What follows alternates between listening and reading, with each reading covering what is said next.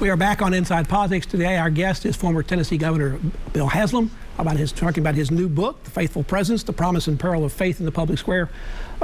Governor, usually people that write books like this after they've been in public office are looking to run for their next job. Are you interested in getting back into politics, maybe run for governor, the U.S. Senate, or maybe even president in 2024? No, I clearly didn't write this book for that reason. I think if you read the book, you'll say, well, this is not the kind of book you'd write if you were running for office again, or to plan to set this up. So like you and I have talked before, Pat, I love being mayor. I love being governor. I think public service really matters. I don't have any plans to run for anything at this point, but I also would, like I said, if the opportunity to be in public service of any kind, elected or not, comes up again, I would seriously look at it, because I think it's so important, and I've enjoyed what I've gotten to do in the past. So you've run your last race, maybe, depending on the circumstances?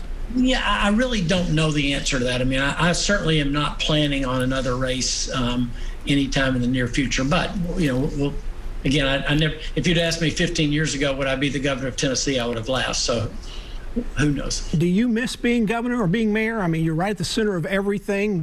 Have you felt sort of left out in some way since you've been out of office? You don't feel left out. I mean, honestly, 8 years is the right amount of time. I think being governor of Tennessee is the best job in the world. But if somebody said, and now you do it for another 8 years, I think I'd say no, thank you. I kind of believe in term limits for executives, and there's a season for everything. What does happen, though, is when there's something that you see, you think, wow, that feels important. That feels like a way to make a difference. I'd love to help.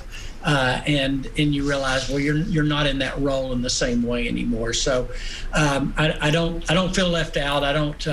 There's parts of the job I certainly don't miss, but it's hard to compare the impact you can make in office to anything you can do outside of it. In its final days this year, the Tennessee General Assembly passed a bill that prohibits state's public school teachers from offering instructions in the area of systematic or institutional racism. Is that a good public policy? Is that a good law? Or is racism a topic we need to have more discussion about? This is one of those that we need to have a long answer for. I definitely think that there are things regarding race that we need to be aware of, and those of us that are, those of us who look like me need to even apologize for, whether our families were part of slave-owning families or not. That there is a racism that's part of our past that we shouldn't try to avoid. Now, having said that, if it comes to, teaching the 1619 theory of the country as defining who we are and what we've done, I wouldn't be in favor of that. My view of race is it's way too important not to talk about, but we also shouldn't say, because of that, we're a flawed country that isn't still, in my opinion, the greatest country to live in. And if I could choose anywhere to live, I'd choose this country. Back when you were governor, you tried to propose an Insure Tennessee program to expand health care funds and services under the Affordable Care Act, but that was pretty quickly rejected by your Republican colleagues in the General Assembly. You never came back and offered it a second time. Do you have any second thoughts or regrets about that? I mean, Tennessee has lost hundreds of millions, if not billions of dollars that could have been helping in health care in this state.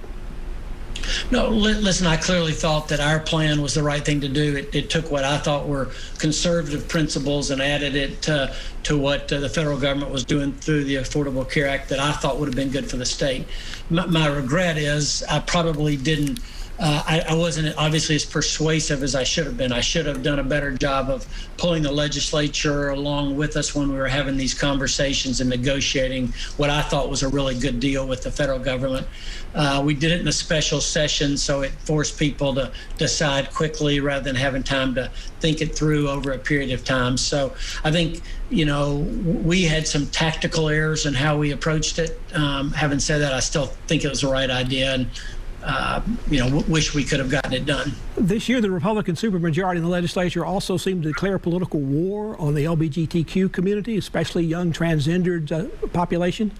Some of these bills were debated even back in the days when you were in office. As an elected official and as a Christian, how do you view this particular issue, and would you have signed these bills had they come to the desk when you were governor? It's always one of the interesting things to me about bills like this, and people say, would you sign as the governor? And all the attention ends up on the governor. In Tennessee, it's really important to remember it only takes a simple majority for the legislature to override the governor. And so whether it would be in the news media or business organizations or other people would come to the governor after something was passed and say, you need to do something here. I always where were you when this was being debated? Because the governor in Tennessee is powerful in a lot of ways. In other ways, it's not.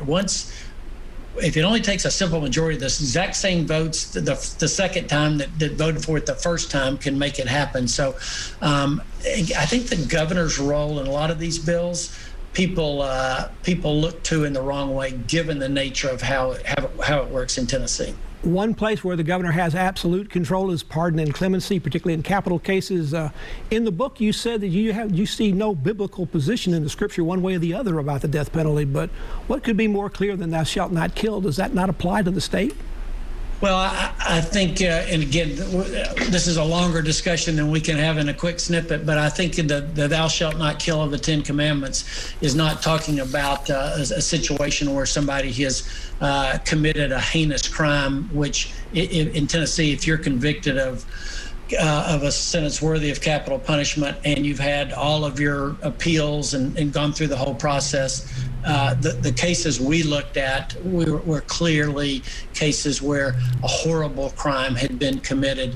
I'm not certain that's the same thing that's being talked about in the 10 Commandments. Governor, your book is now available everywhere. With the pandemic easing, will you be doing some in-person book signings at local bookstores, or is everything still going to continue to be online?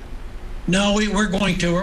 We're working up an event in Nashville, which we will do this summer, and in a safe environment. But as things begin to open up, we'll be out doing a book signing event. We just don't have that date nailed down yet. I understand there's an audio version of your book. How did you feel? How did you react to having to read your book and actually narrate it? Well, it's interesting to do it. So when you read it yourself, there's times when you read something, you go, well, I didn't say that very well. That doesn't make much sense. And I asked the sound engineer, I said, what happens if I change this? And he goes, nobody besides you will probably ever know. Governor, you now have 10 grandchildren. I remember when you were announcing your first one when you first came into the office of governor.